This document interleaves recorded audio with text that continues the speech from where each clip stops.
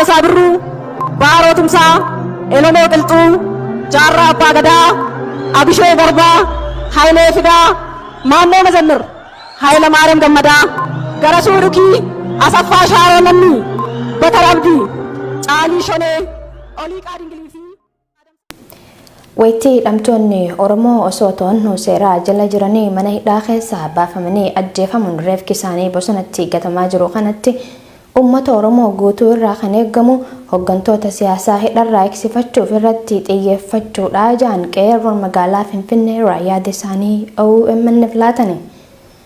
Osoo barattoonni Oromoo godina hanga gandaatti mana hidhaa keessatti jiranii akkasuma hayyoonni Oromoo manneen hidhaa keessa jiran kanneen akka obbo Jawaar Mohaammed, Baqqalaa Garbaa, Hamzaa Booranaa, Abdii Raggaasaa, Lammii Beenyaa, Daawit Abdataa fi Mikaa'el Booranfaan mana hidhaatti gidiraa argaa jiranii akka homaa hin uumaminitti isaan dagannee jireenya keenya irratti xiyyeeffachuun nurraa hin eeggamu jedhan qeerroowwan kunneen. Kana malees wayita nageenyi siyaasaa haalaan boora'ee jiruu fi dubbii lolaa guyyuu gama kaabaa irraa dhagahamaa jiru kanatti barattoonni Oromoo gara yuunivarsiitii naannoo Amaaraa deemuun gonkumaa waan yaadamuu miti jedhan jiraataan magaalaa Finfinnee irraa odeeffanne. Osoo haati Oromoo akka haadhaatti, abbaan Oromoo akka abbaatti kabajaa hin argatin Ethiopiaa keessatti nageenyi hin jiraatu. Kanaaf uummanni Oromoo qabsootti cichuu qabaas jedhani. Dabalataan bara dabre naannoo Amaaraa keessaa yuunivarsiitii Waldiyaatti barataa Oromoo gamoo sadaffaa irraa darbatamee ajjeefame yaadachuun barbaachisaadha kan jedhu qeerroon kun duuti du'a erga taate falmannee haqa keenya irratti biyya keenya irratti du'uu qabna malee biyya namaa keessatti du'uu hin qabnu waan ta'eef barattootas ta'ee maatiin waan kana itti yaaduu akka qaban dhaamameeti jira. Qeerroowwan Arsii Aanaa Suudee dhimma barattoonni Oromoo gara yuunivarsiitiilee naannoo Amaaraa fi Tigraayitti imaluu cimsanii balaaleffachuu beeksisanii. Jiraataan magaalaa Darrabbarraa dubbifne akka jedhutti barataan Oromoo tokko haala ulfaataa kana keessatti gara yuunivarsiitii naannoo Amaaraatti imaluun gaagama lubbuu waan dhaqqabsiisuuf mootummaan barattoota barnoota sadarkaa olaanaa hordofan kaampasiiwwan Oromiyaa keessatti argamanitti haala mijeessuu fi akka qabu dubbate. Dhimma mootummaan hooggantoota paartilee mormitootaa hidhee filannoof of qopheessaa jirus qeeqeetii jira. Namni dubbifne kun bifa amma deemaa jiruun filannoon ni gaggeeffama taanaan garee dorgomaa malee dirree kubbaarratti taphachuudhaas jedhani. Gama biraatiin jiraataan magaalaa Darrabbarraa odeeffanne kun naannichatti hidhaan hammaate itti fufuus dubbata. Qeerroowwan duraan hidhamanii mana hidhaa keessatti dararamaa jiran malee kanneen biroo 4 tibbana hidhamuu hime. Isaanis Abduu Salaam Haji Bakare, Iriyaas Ruubee, Awwal Siraajoo fi Dammishuu Hajii kanneen jaaman ta'us maqaa isaanii nuuf tarreesseeti jira. Hidhaa fi goolinsi hawaasa nagaa irratti dhaabbachuu akka qabus yaada dabarfateeti jira.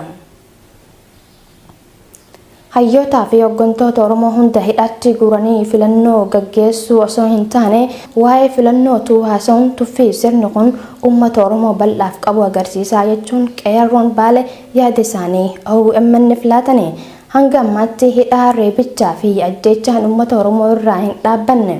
Uummanni Oromoo eenyummaa ofiitiin boonee jiraachuu bakka hin dandeenyetti filannoo sobaatiin hawaasa bal'aa gowwomsuun waan hin yaadamne jechuun qeerroon magaalaa Gindii irraa dubbifne tokko bilbilaan OMN itti himeeti jira. Maddi kun itti dabaluunis waggaa dabre barattoonni Oromoo Oromummaa isaanii qofaaf badii tokkoon malatti yuunivarsiitii naannoo Amaaraatti akka saretti ajjeefamuu isaanii yaadachiisuun bara kanas barattoonni Oromoo gonkumaa gamasitti imaluu hin qaban jechuun dhaamsa isaanii dabarfataniiti jiranii qeerroon baale.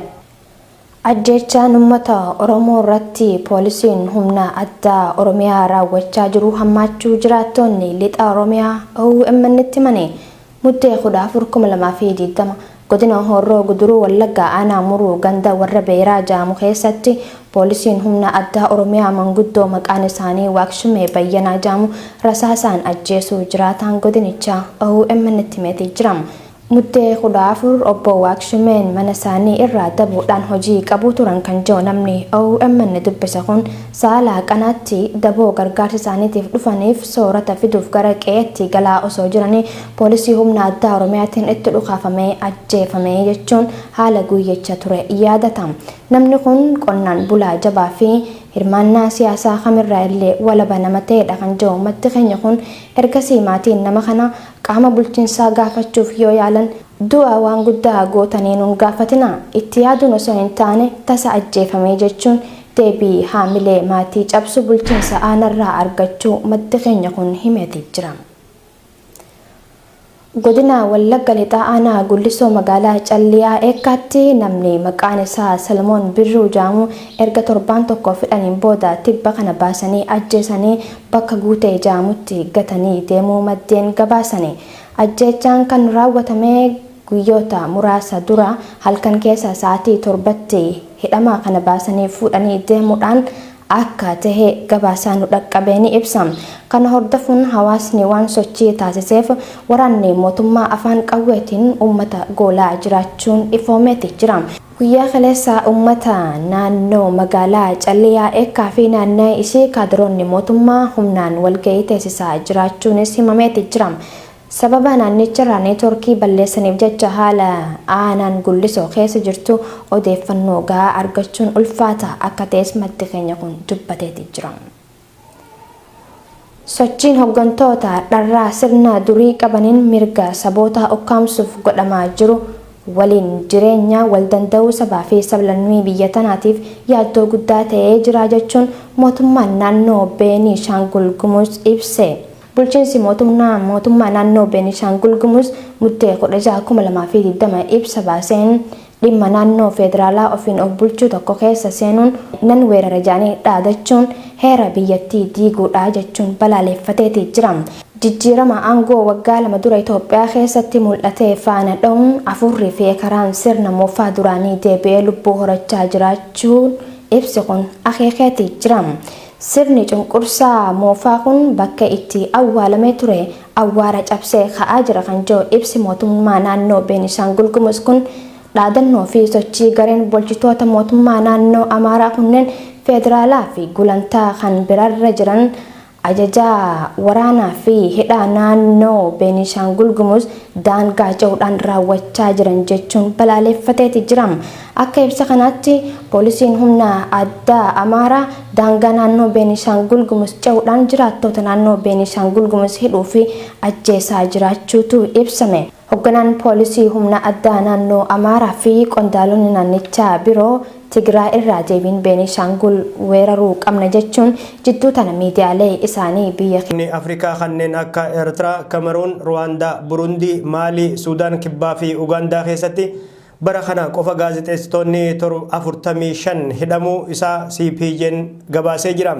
Itoophiyaatti ammoo erga lolli Tigraay keessatti eegalee gaazexeessitoonni 6 hidhamuu fi Sanduras waxabajjii 29 bara 2020 erga artisti Haacaaluu Hundeessaa ajjeefamee booda gaazexeessitoonni OMN 3 gahan Muhammad Siraaj, Guyyoo Waariyoo fi Mallasaa Dirribsaa hidhamuun isaanii ni yaadatama. Gaazexeessitoonni 2 Muhammad Siraajii fi Guyyoo Waariyoo gadhiifamanis Mallasaa Dirribsaa ammallee murtii haqaa malee mana hidhaa keessatti argama.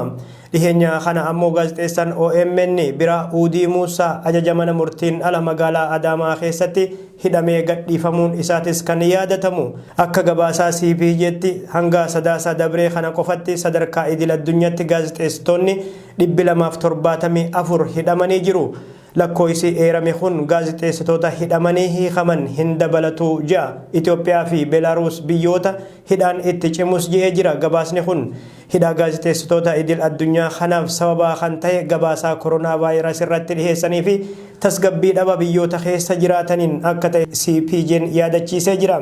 Biyyoonni akka Chaayinaa, Suudi Arabiyaa fi Turkiitis biyyoota mirga gaazexeessitoota sarbanii fi hidhaan itti cimu jechuun tarrisee jira. Biyyoota kanneen keessatti gaazexeessitoonni 2 ammoo murtiin haqaa silaa argachuu qaban waan harkifateef COVID-19 mana hidhaa keessatti lubbuu isaanii dhabullee gabaasni CPJ kun mirkaneessee jira.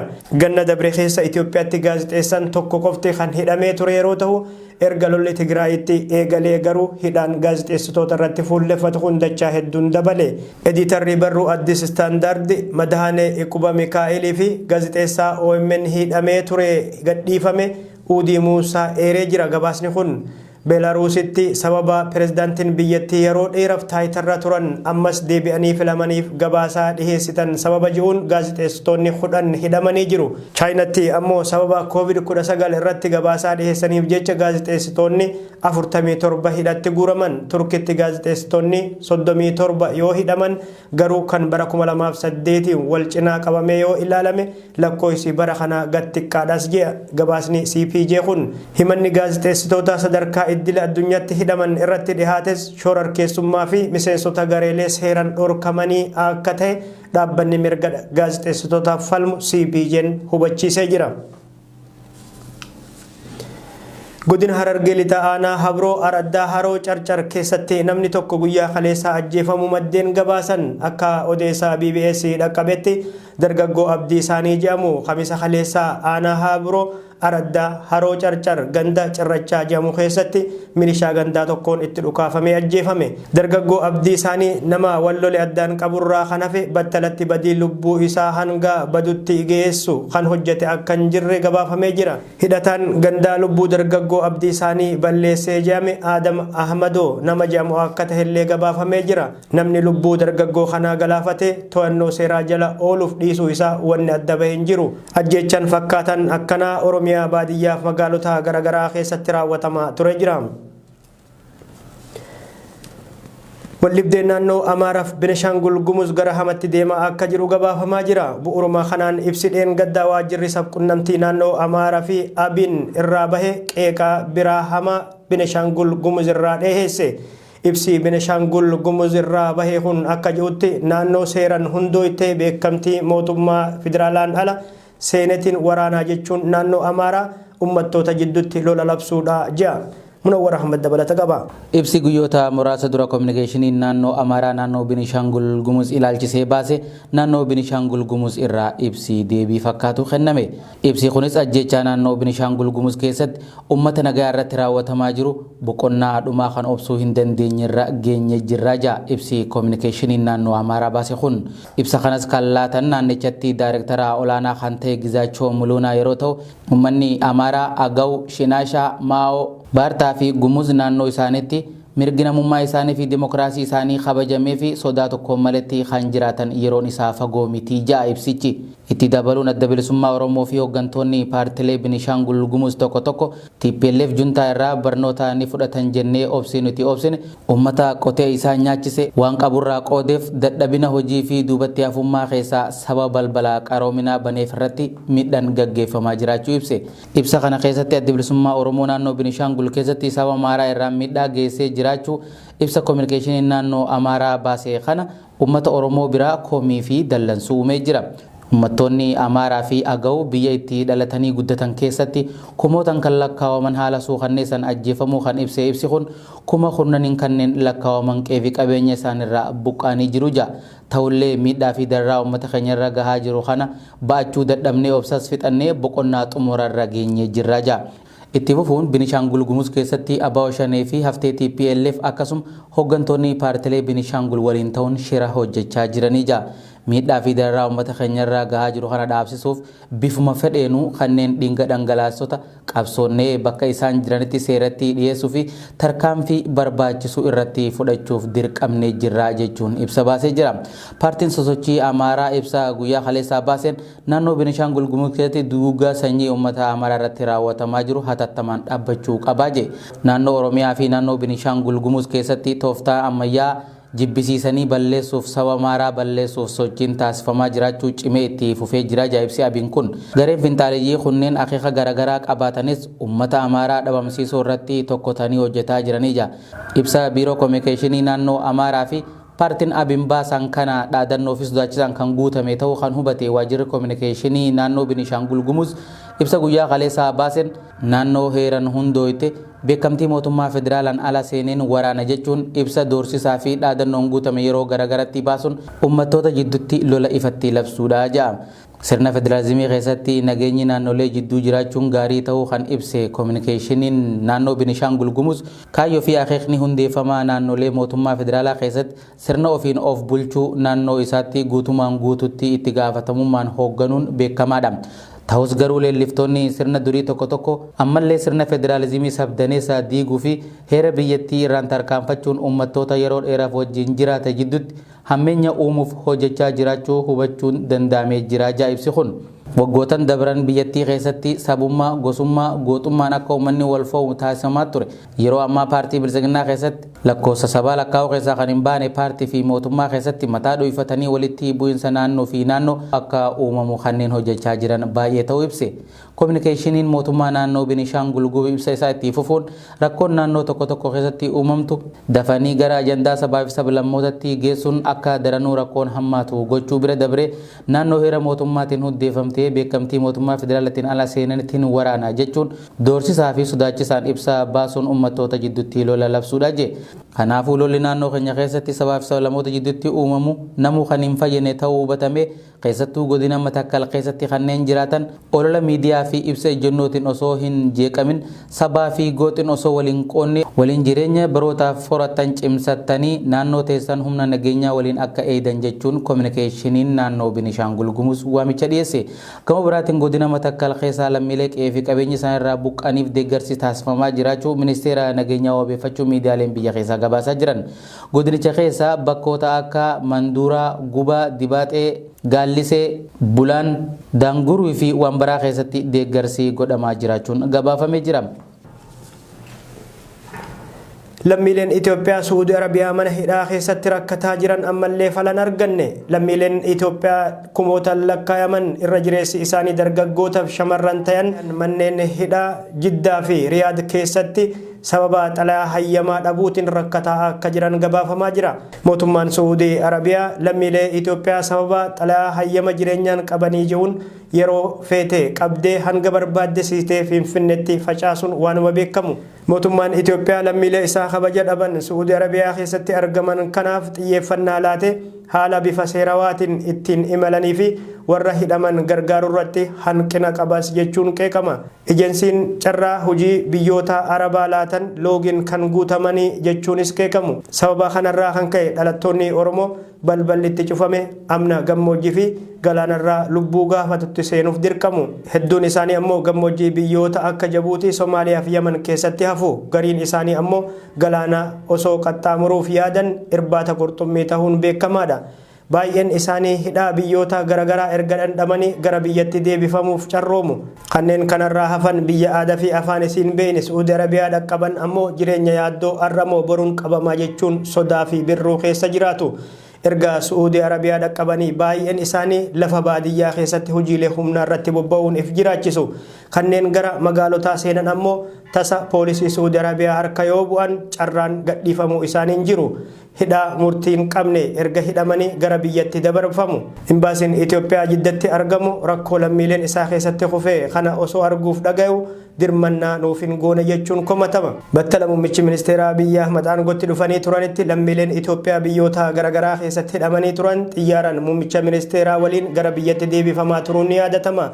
Xiyyeeffannaan sunis amma ni dhaabbate. Biyyoota Arabaa kanneen akka Yaman, Beeruut, Kuweetii fi Bahareen keessatti lammiileen Itoophiyaa rakkoo wal fakkaataa himatu. Daa'imman biyyoota Arabaa keessatti dhalatan kanneen maatiin xalayaa hayyama jireenyaan qabne barumsa argatuun waan hin yaadamne. Biyya Lubnaan irraa ammoo lammiileen Itoophiyaa 90 gahan guyyaa kaleessaa gara biyyatti deebifamanii jiru. Lammiileen Lubnaan irraa galfaman kanneen keessatti daa'imman 10 akka argaman illee gabaafamee jira.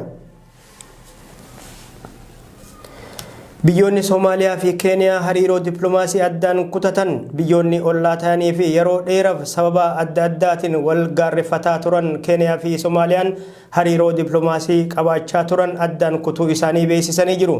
Mootummaan federaalaa Somaaliyaa Keeniyaan birmadummaa koo sarbuun dhimma biyya keessaa seente jechuun himatti.